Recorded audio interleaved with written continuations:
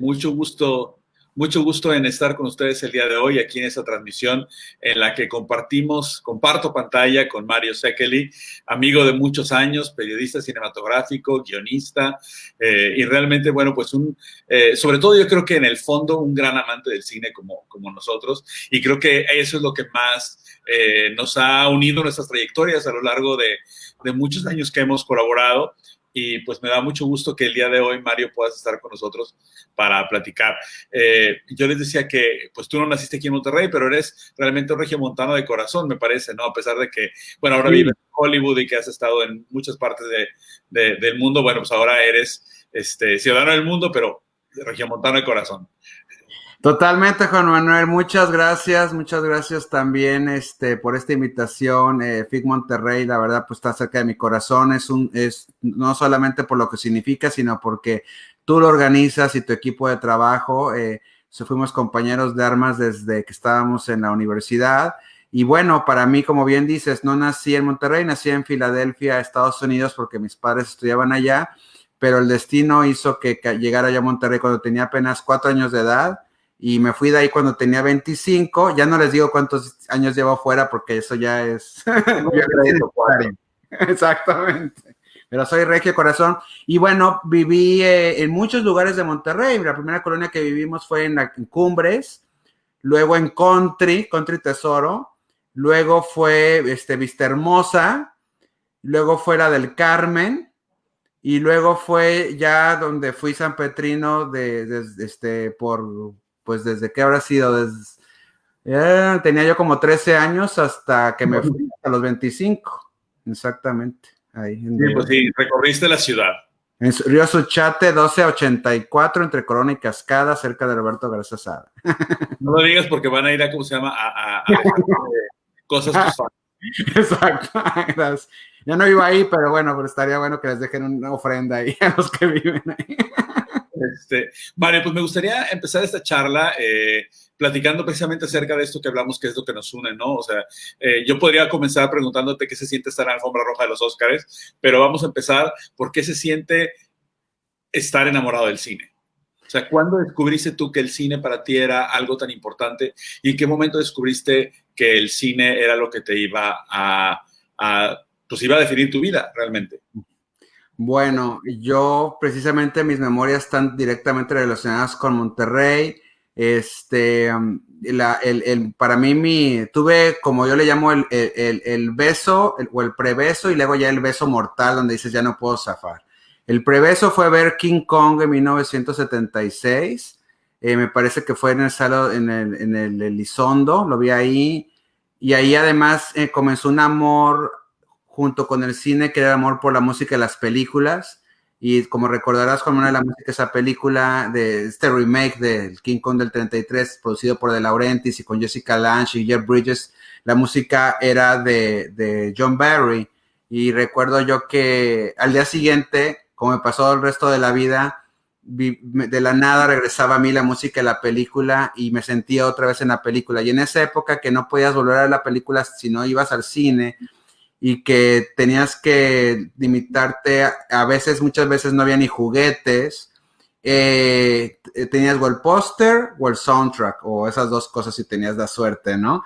Y entonces yo me acuerdo que me la pasaba tarareando el tema de John Barry, y de hecho ese soundtrack lo tuve en mis manos como 15 años después. Fue un soundtrack muy complicado de conseguir, pero en el Inter, obviamente, en el beso de la muerte, que ya te podrás imaginar, y que acá tengo mucho de eso, es cuando Star Wars se estrenó en la Navidad del 77 y la fui a ver al Río 70 con mis papás, con mi hermana, chiquitita, y tuve la gran fortuna, y con eso de rebote te platico por qué acabé estando yo viviendo en Monterrey. Es porque mi papá, que mis papás son originarios de la Ciudad de México, a mi papá le toca irse a dirigir el Canal 8 Senpai, ahora Canal 7 creo que de TV Azteca, ahí precisamente en la Country. Por eso es que yo llegué a vivir ahí en la Country, y él hizo todo lo que es la preparatoria abierta del TEC y todo. Entonces, cuando yo veo Star Wars, pues naturalmente me volteo con mi papá y le digo, ¿qué es esto, no? O sea, yo estaba abrumado,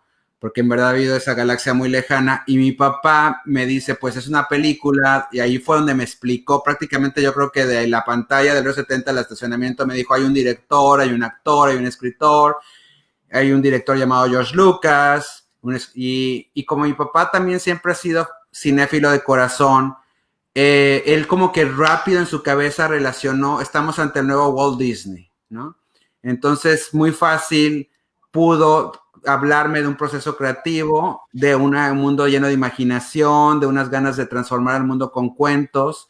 Y a partir de ahí yo siempre digo que hay casas donde les cuentan las historias de San Pedro, San Pablo, o no sé, pero a mí me contaban la historia de Walt Disney y después de George Lucas que yo iba descubriendo. Entonces ahí fue donde yo me empiezo a ser pues cinéfilo, fanático. Luego recuerdo otro momento con mi papá precisamente en la country, en televisión, yo sentado en la alfombra viendo King Kong, la original, la del 33, con los maravillosos efectos de Willis O'Brien, Merian C. Cooper como director, y viendo la película, yo dije, no, pues es que esto es donde yo quiero ser parte para siempre. Entonces, como puedes imaginar, Juan Manuel, digo, tú ya lo sabes muy bien, el cine fantástico, el cine de ciencia ficción, de fantasía, fue el que me dijo, puedes jugar a hacer esto toda tu vida.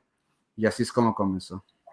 Sabes que yo creo que muchos de los que crecimos más o menos en esa época tenemos esa misma experiencia, ¿no? Que Star Wars o alguna de las películas de la serie Star Wars fue de la historia, ¿no? A mí, por ejemplo, lo que platicas del soundtrack, para mí fue Encuentros Cercanos, ¿no? Sí. Fue el soundtrack que definió mi infancia. Sin embargo, ese enamoramiento con el cine, ¿no? Que llegó en un principio, pues definitivamente va evolucionando y va creciendo, ¿no? Y va buscando a un momento en el que tenemos que tomar una decisión profesional, ¿no? Y tú tomaste la decisión de estudiar comunicación. Sí.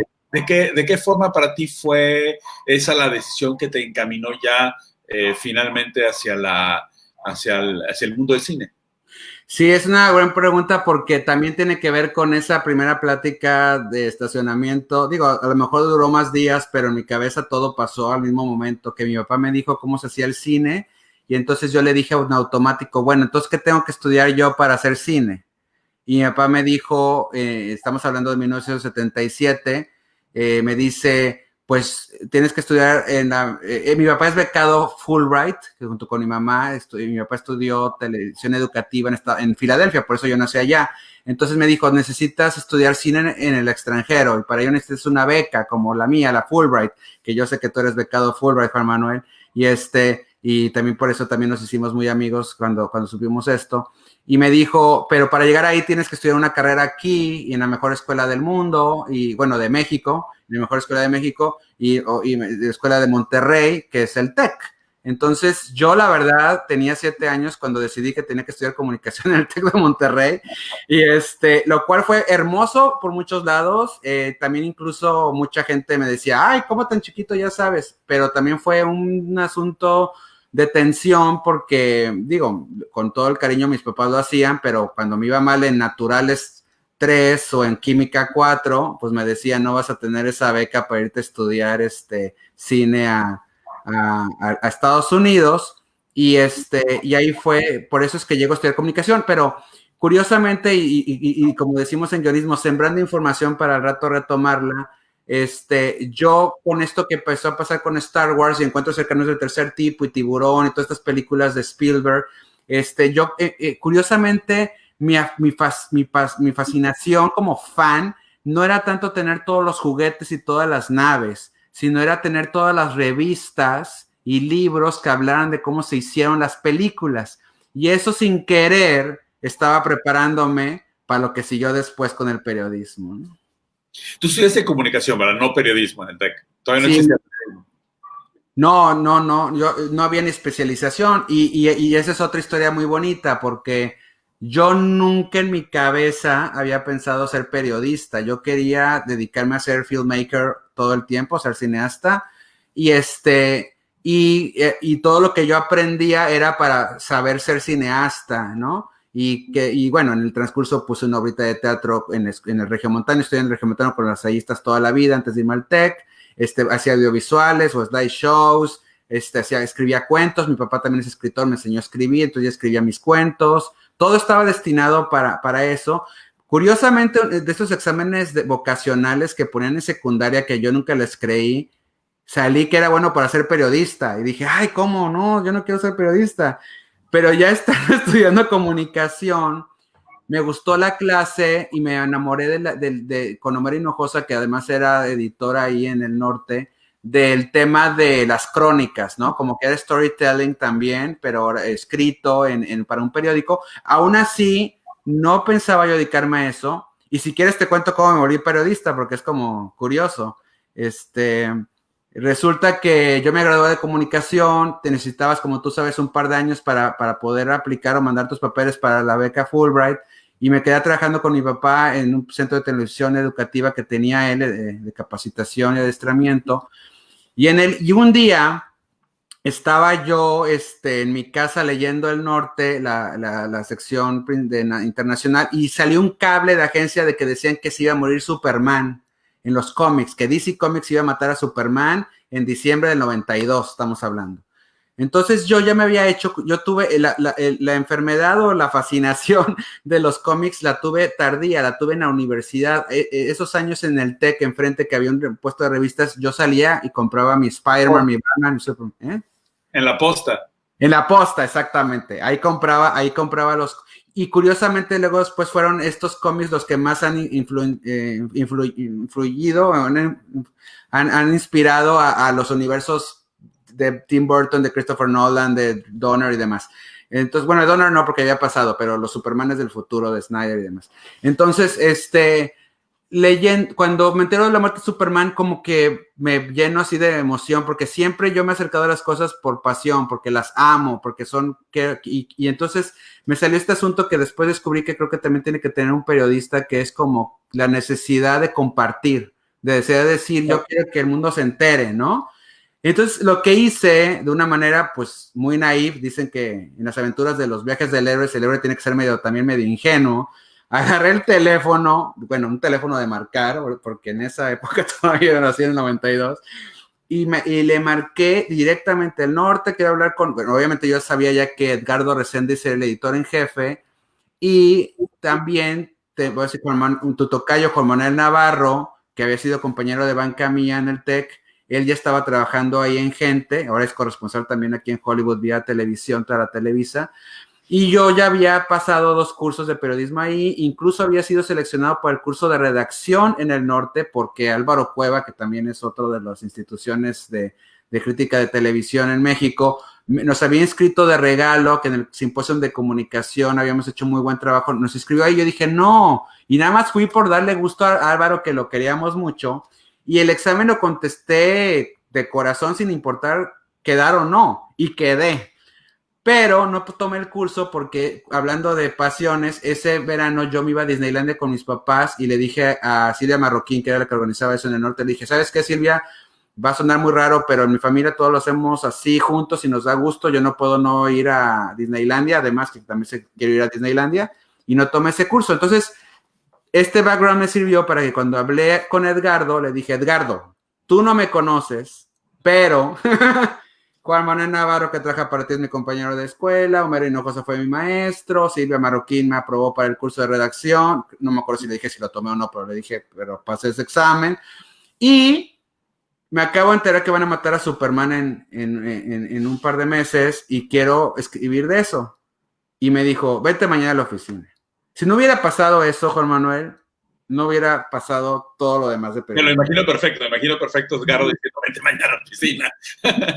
Porque Edgardo es el gran padrino de muchos de nosotros y del medio en Monterrey. También como mi papá lo es en televisión, también tengo que decirlo, que fue mi primer mentor. Entonces, llegando con Edgardo, me acuerdo que tú lo bien que lo conoces y además en esa época era un poco más big, y lo digo así porque siempre he dicho que es como si hubiera sido Santa Claus recibiéndote en su taller, ¿no? Con su barba y así estaba en la silla, me acuerdo que ni se paró, estaba así y me dice, cuéntamelo todo. Y esa es su gran frase, cuéntamelo todo. Y entonces yo le digo, pues Superman que se va a morir, bla, bla. Y me dijo, bueno, ¿qué día sale? Pues tal fecha. En esa época no había internet. Y entonces, la fortuna de estar en Monterrey, voy a mandar a alguien a Laredo o a McAllen a que traiga el cómic, te vienes ese día, lo lees aquí, lo escribes. Y entonces yo llegué ese día y literalmente llegó el cómic en una bolsa empacada, que luego de Superman, todo sangriento, saca el cómic así como si fuera el Grial, ¿no? Así leyéndolo así, llorando, porque pues tú no tenías que leer el cómic. Y lo escribí, pero de repente empezó a pasar una magia súper padre, porque empecé a ver que la diseñadora, Noemí se llamaba, estaba haciendo una gráfica increíble que hizo la tumba de Superman, así en piedra, y con el logo de Superman, y sobre la piedra iba a estar mi nota, y me entero ahí que va a ser la portada de mañana, y yo dije, ¿qué fregados me metí aquí?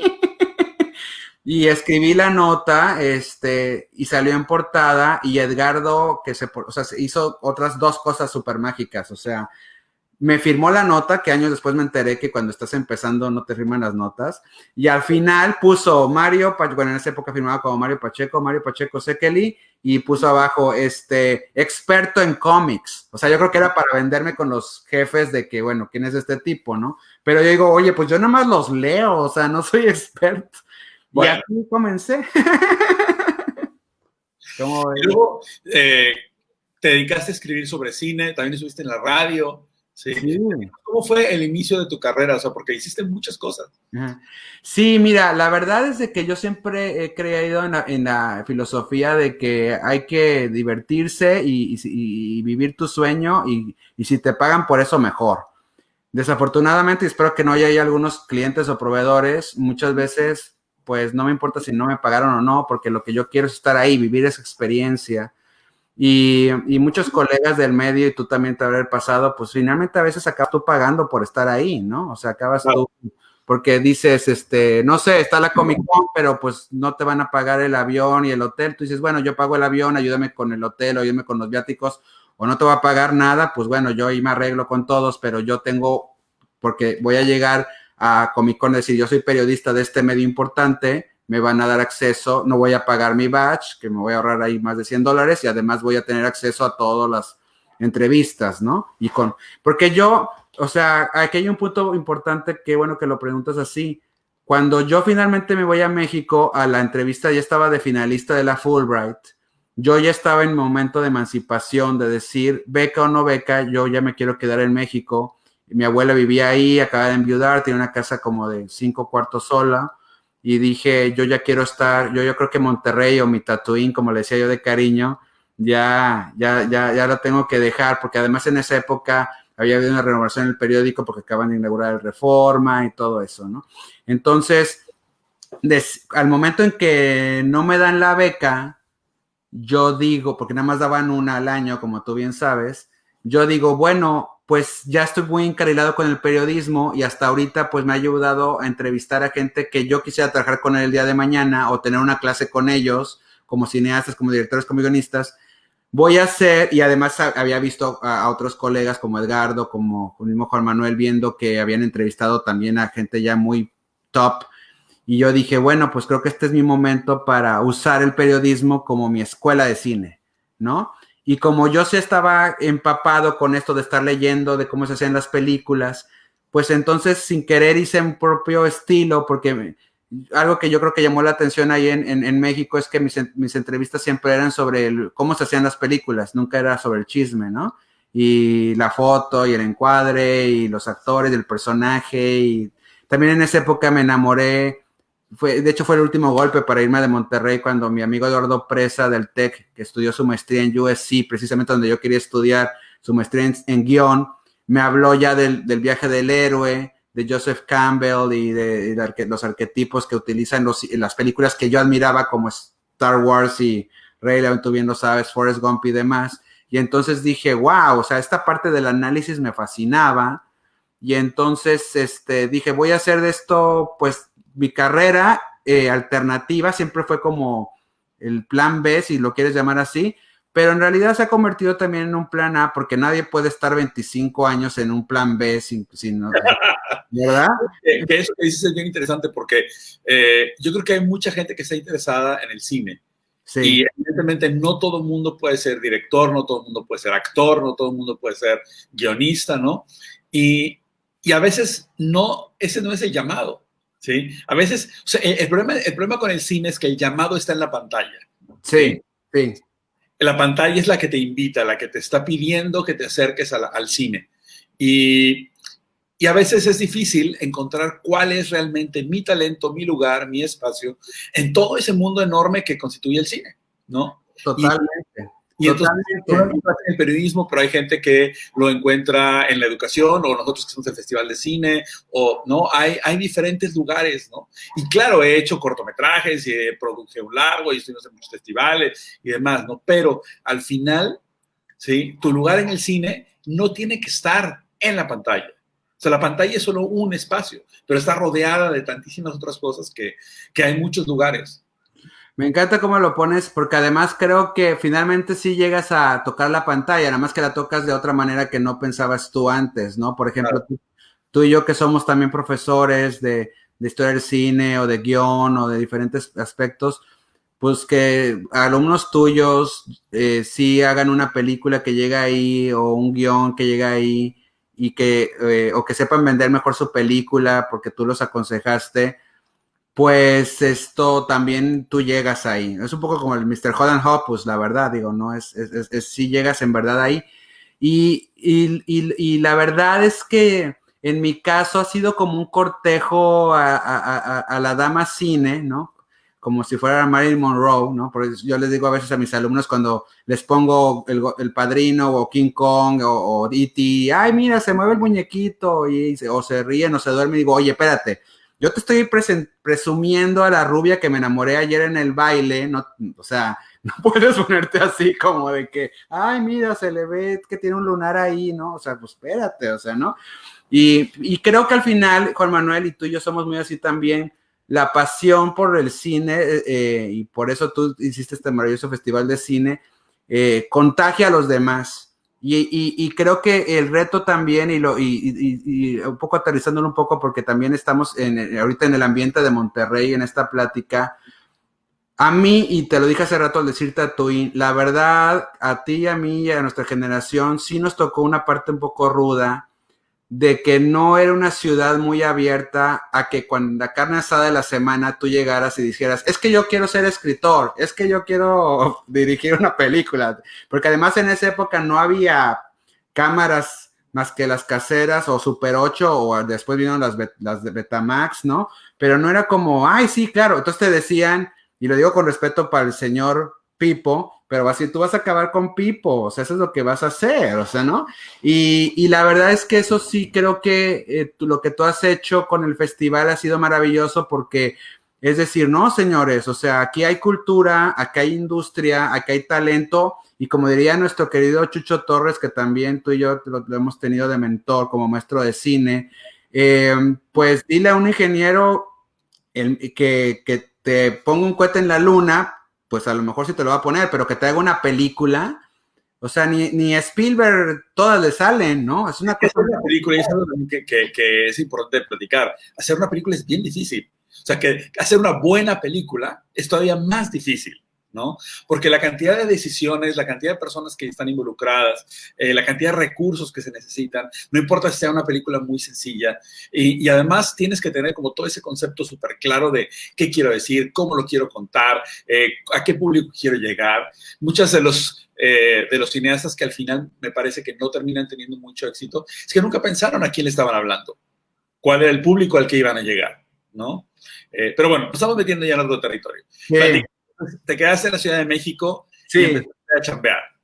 Bueno, esa es otra parte padre de este conocimiento y este cortejo a la rubia, porque lo que pasó fue que,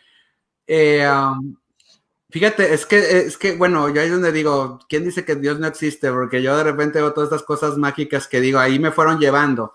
Yo estaba escribiendo, insistente todos los días, estoy escribiendo en Reforma, en la sección de gente, y un día creo que hubo una presentación de mi cine y estaban hablando de cortometrajes que iban a viajar en el mundo y yo ya era coeditor de una página que sería la página 2. Por cierto, entre paréntesis, en Monterrey yo inventé la sección de gente chiquita porque yo fui el necio con Edgardo Reséndiz de necesitamos una sección para niños para hablar de cómics, de cine, de televisión, ¿no? Entonces, en México me tocó ser coeditor de una sección de cine un poco, por decirlo más, para adultos, de divulgación del cine que no se ve, por llamarlo así, o de festivales, y a mí, pues, tenías que llenar el espacio, así de fácil. Entonces, hablo al IMCINE y pasaron dos cosas mágicas. La primera fue que no estaba la persona que yo estaba buscando, que me quería que me hablara de cortometrajes internacionales que estaban de México para el mundo.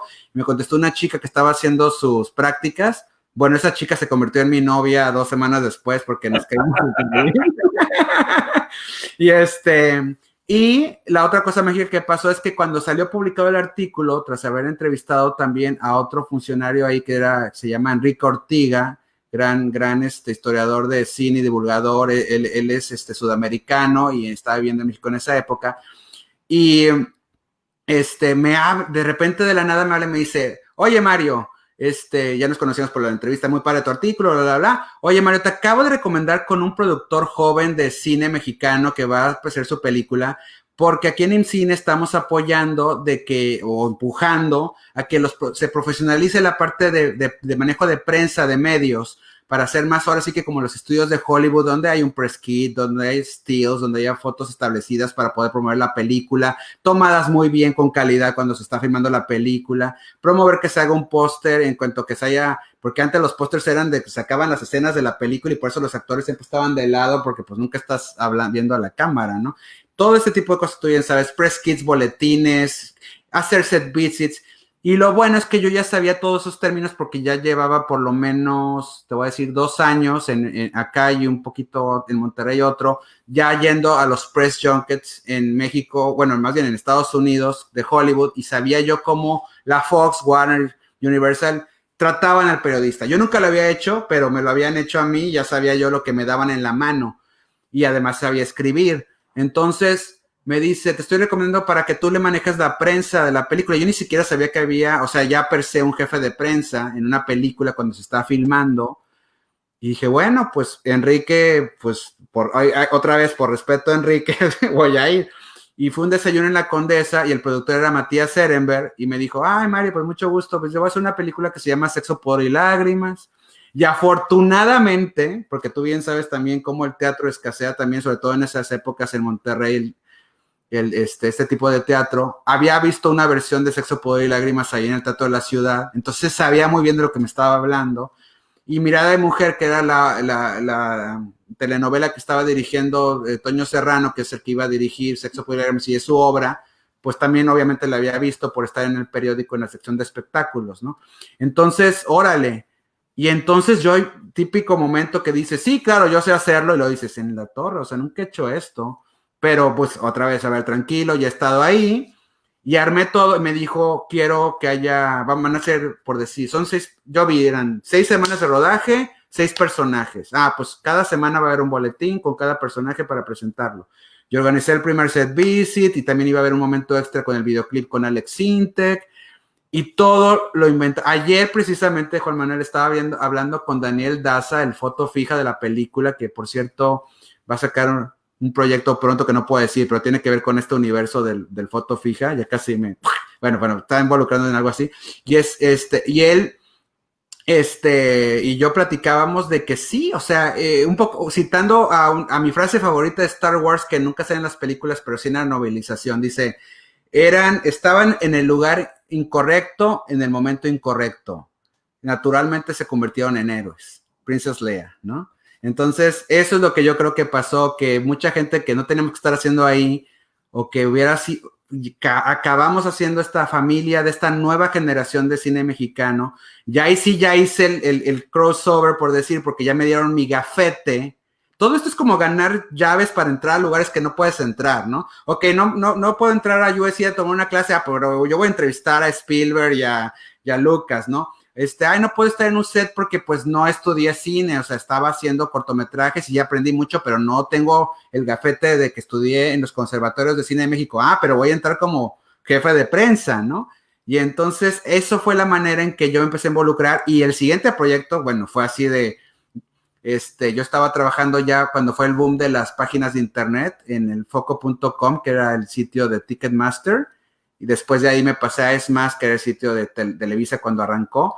Pero cuando estaba en el foco recibo una llamada de la productora, de la gerente de producción de Sexo, Pudor y Lágrimas, Sandra Solares, y me dice, oye Mario, fíjate, como tú sabes, pues se va a filmar aquí, Cuarón se regresa a filmar su nueva película que se llama Y tu mamá también, y te acabo de recomendar como jefe de prensa, y yo le dije que eres muy bueno, pero pues él te quiere conocer, y yo así, ¿what? O sea, ¿cómo? ¿Qué? O sea, Cuarón, yo, o sea, ¿qué? ¿Cómo? Y entonces voy ahí a comer con él y es una cosa muy chistosa porque llego y él estaba súper prendido de quiero que todo el mundo piense que esta es la película más hot que se ha hecho en México, más así, que hasta los actores se escandalizan de lo que están haciendo.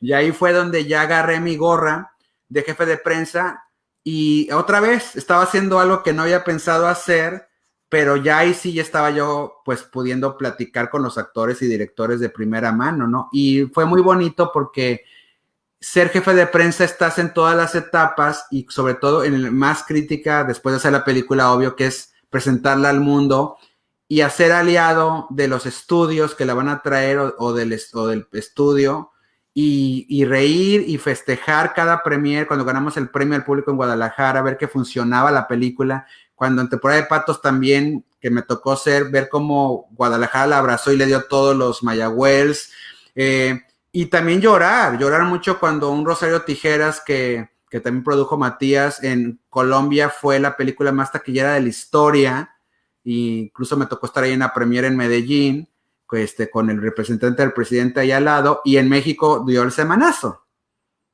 Y entonces lloras porque es de tanto esfuerzo atrás, tú lo sabes cómo es, y eso es parte. Entonces, así es como fue, y luego ya vino pues otras cosas más, pero bueno, ahí vamos en la plática, Juan Manuel. Ya no queda tanto tiempo, nos quedan como 14 minutos, así es que vamos a brincar a Hollywood, los Oscars. Okay. Los Óscares, pues mira, la verdad es que ser corresponsal en Hollywood es un sueño también no pedido. Yo me vine aquí porque me vine a trabajar en un estudio. También soy guionista, como lo dijiste bien, lo digo de paso. Un colega que es Gustavo Moeno, que también escribía en Reforma, en una ida a ver una película de Harry Potter de Premiere, le dije, oye, escuché el rumor de que estás adaptando Hasta el viento tiene miedo, que es mi película de horror favorito mexicana, de Carlos Enrique Taboada. Y me dijo, sí, y le dije, por favor, ponme de tus lectores, nada más quiero leer el guión y darte mi opinión. Y me dijo, no, ¿qué tal que le metes mano? Y yo, wow, ¿en serio? Y entonces, pues ahí es otra vez como el curso de la vida de recordar, oye, también eres escritor, también quieres contar historias. Y entonces acabé siendo coescritor del remake de Hasta el viento tiene miedo, luego del Libro de Piedra. Luego me involucré en algunos otros proyectos que nunca se llegaron a pantalla, pero entre ellos una serie animada que iba a ser hecha por uno de los animadores top de México, Enrique Navarrete, que estuvo en Shrek y en Madagascar y todo. Y bueno, ese camino me trajo a Hollywood a estar en un estudio leyendo guiones para este productor para poder ser llevados en este caso a la televisión, a un network de Fox, a FX Network. Y estando aquí, mi jefe me permitió seguir siendo periodista. Y dije, bueno, pues nunca he sido corresponsal nunca he sido corresponsal y no hay mucha historia de corresponsales en Los Ángeles de cine y de televisión, ¿no? Entonces, el Oscar, que era algo que yo llevaba cubriendo desde el 2000, mi primer Oscar fue cuando Gladiador ganó Mejor Película.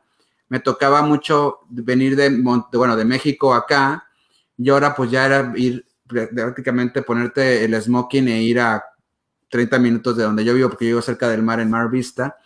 Y pues sí, la verdad ha sido una experiencia muy emocionante. Lo que te puedo decir para fines también de que estamos frente a una audiencia mexicana, algo que aprendí viniendo cuando todavía no vivía aquí, ver cómo a los Iñárritus, a Salma Hayek, a los Lubeski, Rodrigo Prieto, Diego, Gael y demás, que además Diego y Gael los tenía cerca de mi corazón por lo de Y tu mamá también. Me tocó ver cómo se le abría, ahora sí que literalmente le ponían la alfombra roja, ahora sí como se dice en el dicho, cómo lo recibían en las fiestas, en los eventos, y cómo incluso el presidente de la academia en algún año dijo, este año es especial porque la historia de 3 amigos que en México soñaron con hacer cine y ahora están los 3 nominados aquí. Y es una cosa que lo comparto porque a mí me dio mucho dolor en ese momento regresar a México y ver que la gente estaba hablando que no ganaron los Óscares que se habían dicho y demás, y cuando acá los tratan, como tú bien sabes, es muy complicado llegar aquí. Entonces, cuando ganó el Óscar de Roma, Cuarón, estaba yo en el cuarto de prensa, de hecho estaba ahí también de colega nuestro amigo Eduardo Molina, que también tiene récord también de haber estado ahí, ese que tiene más récord o de los que más de ir a Óscares en México como mexicano, porque yo muchas veces venía, pero me quedaba en eventos afuera, por llamarlo así, ¿no? pero sí estaba yo adentro ahí y me tocó hacerle la pregunta de qué se siente ganar el primer Oscar de película en lengua extranjera para México.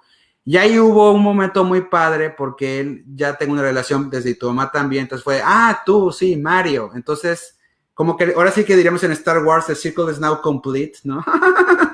y bueno, él sigue siendo el máster, yo no, pero sí te das cuenta que tú también vas creciendo y que estás, pues ya, en realidad ya no es el cortejar a la rubia, en verdad creo que sí llevo 25 años bailando con esta maravillosa rubia que es el cine, y dije rubia por sonar muy Hollywood, pero obviamente cualquier cosa hermosa que represente el cine es eso, y en el camino he terminado clases de cine y he estado escribiendo, y muchas premieres, mucho glamour, mucho darte cuenta del aparato de Hollywood, por qué existe, mucho profesionalismo, es casi como estar firmando un memo de que quieres hablar con el presidente de Estados Unidos, porque todo aquí es muy, muy, by the book, pero hay una razón de ser porque están cuidando, pues sí, la marca Hollywood, ¿no? Y eso es algo que lo vemos todos los días cuando estamos allá en México. Y una cosa muy padre, Juan Manuel, te quiero compartir rápido. Algo que me gustó mucho es trabajando en este estudio, reclutando guionistas y viendo cómo otros productores reclutan guionistas y viendo cómo son las entrevistas aquí de trabajo, es que aquí no te entrevistan con el currículum de cosas que has hecho, eso como que da por entendido que ya lo sabes hacer, sino más bien tú quién eres, por qué te enamoraste del cine, un poco como lo que me estás preguntando tú al inicio, por qué estás aquí, porque es como tú como ser humano, qué puedes traer, cuál es tu historia personal, ¿no? Que traes ahora sí que al equipo de trabajo, porque eso se va a transportar a la pantalla. Y eso lo digo como un poco como tip para los jóvenes que nos estén escuchando, no se claven nada más en saber más skills, como ahora ya sé Word, ya sé PowerPoint, ya sé editar, sino es tú como persona que estás aprendiendo y asimilando que puedas compartir a un equipo de trabajo que sea una visión única y una sensibilidad única, ¿no? Oye, Mario, y ya estamos llegando al final, pero quisiera yo preguntarte algo sobre cuál es tu perspectiva sobre lo que está pasando ahorita, ¿no? Ahora, la próxima semana en el Festival de Cine, habrá mucha oportunidad para reflexionar en torno a esta nueva realidad. O sea, el Festival Internacional de Cine de Monterrey va a ser completamente en línea, es decir, todo va a ser virtual y todo empujado por un poquito de DNA que no sabemos ni siquiera si está vivo y que ha tomado al mundo, ¿no? Entonces, ¿cómo ves tú la transformación que está viviendo la industria después de pues esta crisis, ¿no? Que está generando el coronavirus?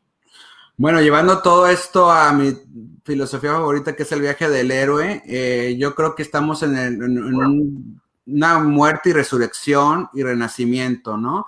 Y cosas que ya estaban en la línea como qué tanto estamos yendo al cine, a la pantalla grande, qué tan los precios, qué tanto el streaming ya es parte de nuestra vida, pues ya se decidieron un poquito con lo que acaba de pasar, pero yo creo que lo que está sucediendo es que al final de cuentas, la buena noticia es que el contenido es el que está ganando, o sea, finalmente no van a decir nadie, ya no queremos ver más historias porque ya estamos saturadas de ellas o porque lo que tú quieras, y creo que sí, el reto para los que amamos el cine a nivel de una sala cinematográfica es que sí necesitamos que haya una mano cadena entre todos, y quiero empezar con nosotros como audiencia, que digamos, es que yo sí sigo teniendo la necesidad de ir a una sala de cine, que tiene que estar ahí. Yo no sé si van a seguir siendo los emporios de cadenas, pero sí que lo que haya allá afuera, sí haya esa experiencia. Y también por parte de los estudios, que se den cuenta también que hay un público ávido también de contenidos más propositivos y más arriesgados, y que también el cine se merece seguir teniendo, hablando de los 70s, pues sus taxi drivers, Godfather, o el francotirador, o no, la decisión de Sofía, y obviamente los de atrás, las películas que se hicieron antes de los 70s, necesitamos seguir teniendo espacio para que cada cineasta cuente su historia. A mí lo que me da más miedo es que la gente estandarice y diga, es que así es como debe ser el cine, así es como se debe de ver, aquí nada más se debe ver así, y no, o sea, el cine debe de ser libre, es una manifestación artística, personal, y forma parte de nuestra cultura. Hay que seguir la pista a esto, y hay que también atrevernos a asomarnos a ver de todo como siempre y inspirarnos, ¿no? Yo creo que es lo que yo diría. Mario, tengo por aquí una pregunta y invito a los que nos estén viendo si tienen alguna pregunta para Mario que también me la hagan llegar. ¿Qué recomendarías tú para alguien que quiere introducirse en el mundo de Hollywood? Pues mira, Hollywood es como querer jugar con los Yankees, ¿no? O sea, ¿qué tienes que hacer para jugar con los Yankees? Pues tienes que en tu liga personal, en tu liga de tu ciudad, tienes que ser muy bueno. Tienes que ser muy, muy, muy bueno. La verdad es que sí ponen mucha atención a que seas muy bueno en lo que haces y también, como les digo yo, tengas una voz personal y eso viene con la experiencia, con la vida, no les digo que tienes que tener 40 años para venirte, pero tienes que ser una persona muy introspectiva, ser una persona que tenga su propia manera de contar historias. Y para eso, y la buena noticia es que con estos aparatitos puedes experimentar todo lo que tú quieras, puedes hacer cortos, puedes hacer historias y leer mucho y ver muchas películas. O sea, dije leer en cuanto a estudiar mucho lo que está alrededor del cine, ver muchas películas, ver todo tipo de películas, ver cortometrajes. Y si se puedes estudiar en una academia de cine, pues mejor. Y si no, pues armas tu camino, o sea, como lo hemos estado contando. Y entonces ya armas tu reel famoso y puedes venir aquí a Hollywood a tocar puertas. También puedes hacer, mi recomendación número 1 es, trata de primero hacer un nombre en donde estés, por lo menos con un hit, ¿no? Este corto que dio mucho de qué hablar en tal festival o esta película, y entonces eso va a hacer que la gente voltee a verte, ¿no? Y claro, sabes que también en ese sentido yo pienso que también tienes que tener proyectos, ¿no? Porque a mí me sucedió cuando estaba yo en la maestría, yo estudié en Pasadena, en Art Center, y un compañero ganó con un cortometraje, ganó el Oscar estudiantil. Wow. Y al día siguiente todos los agentes de Hollywood tenían mensajes de ellos en su contestadora, ¿no? Y no tenía un proyecto. Y entonces, pues sí, con todos platicó, con todos lo felicitaron, todos les gustó, le hablaron bien de su proyecto y demás, pero al final no hizo nada, porque no tenía cuál era el siguiente paso, ¿no? Entonces yo creo que también en ese sentido es importante el que si tú quieres tener una carrera en Hollywood, en ese sentido, ¿no? O sea, sí, tú hablas, te abre la puerta, pero si no tienes qué es lo que sigue, está complicado seguir, ¿no? Totalmente, y los agentes aquí lo dicen también, dice, yo represento escritores, no una obra en particular, no un guión en particular, entonces sí tienes que tener bajo el forjo unos 2 o 3, y además eso habla también de un compromiso, de un oficio, de que te dicen, no nomás fue de una vez, sino en verdad él todos los días se levanta y escribe y crea, ¿no? Y así aplica con cualquier oficio que involucre el cine, ¿no? Hay que estar haciéndolo para que llegues con eso, pero digas, lo que sigue es esto, lo que sigue es esto, ¿no? Que no te pase el típico, en el avión te tocó Steven Spielberg al lado, ahora va a ser con careta, pero bueno, vas a tener Spielberg, y que digas, ay, que siempre he querido conocerlo, ay, ¿tú qué haces? Pues esto, no, pues es que algún día quiero hacer, no, pues ya, tienes que tenerlo ya en la mano. Oye, Mario, hablaste hace ratito acerca de compartir. Y a mí me parece que eso motiva a muchos de los que estamos en actividades que llevan el cine hacia las personas, ¿no? Yo creo que el hacer el festival de cine es compartir, el ser periodista es compartir, el ser director de cine es compartir. Al final es compartir algo que nos emociona y algo que nos gusta y algo con lo que podemos entender que más personas se van a emocionar porque van a vivir la misma experiencia que yo tuve. No sé si concuerdes conmigo en ese sentido. Totalmente, y creo que también el sentido de comunidad, más que nunca tenemos que tenerlo enfrente, porque crear comunidad nada más se hace compartiendo. O sea, ¿por qué tú quieres ver a una persona otra vez? Porque viviste un momento lindo con esa persona, te enseñó algo que no habías visto, o tú le enseñaste algo que los dos vibran igual. Creo que ahorita el papel es que la misión que tenemos ahorita como comunidad es que con el cine, en este caso, recordar que todos estamos sobre el mismo bote y que no importa que tengamos un diferente color o credo o lo que tú quieras de manera de ver el mundo, finalmente todos estamos encerrados en casa deseando querer regresar.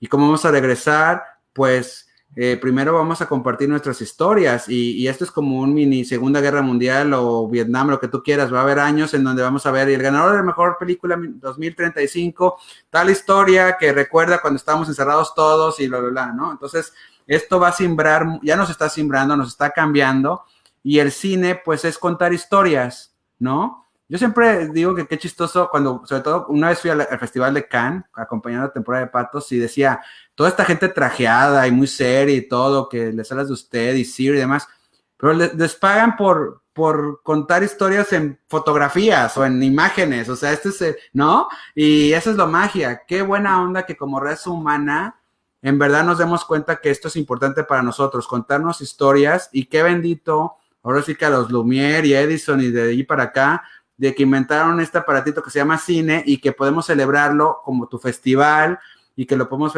celebrar con nuestras propias carreras y que lo celebramos todos los días cuando platicamos con quien sea, porque el cine, por más que quiera uno no hablar de cine, siempre acaba hablando de cine, ¿no? Y qué padre que sea así, y te agradezco mucho por eso, y para mí es como también cerrar un círculo y decirle a mis paisanos de Monterrey que si aman esto, no lo suelten, y se vale también si es música, danza, todo lo que tenga que ver con las bellas artes. En Monterrey hay mucha gente echada para adelante, con grandes sueños. Hagamos comunidad, como tú bien dices, y por qué no algún día, te voy a decir, mi sueño aquí entre nos era que Monterrey algún día fuera el Chicago de México, una ciudad que propusiera también culturalmente, no nada más a nivel de empresarios y de proyectos de trabajo, sino tendencia en moda, tendencia en cine, tendencia en música. Podemos ser eso, ¿por qué no? Y creo que el festival lo está mostrando, que ahí tienes un grupo de loquillos, y yo soy parte de eso, creo, en ayudarte en eso.